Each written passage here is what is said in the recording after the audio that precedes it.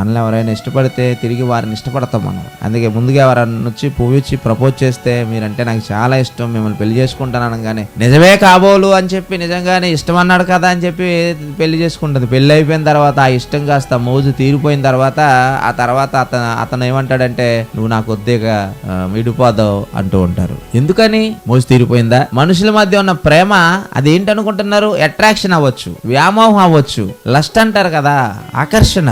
అది మోజు తీరిపోయిన తర్వాత, వ్యామోహం తీరిపోయిన తర్వాత ఆ వ్యక్తికి దూరంగా ఉండాలని అనుకుంటారు. ఇది చాలా తప్పండి. దేవుడు ఇద్దరిని కలిపాడు, ఆ కలిపిన ఇద్దరు ఇడిపోకూడదు, చనిపోయే వరకు కలిసి ఉండాలి అంటే ఇది నేను ఎందుకు చెప్తున్నాను?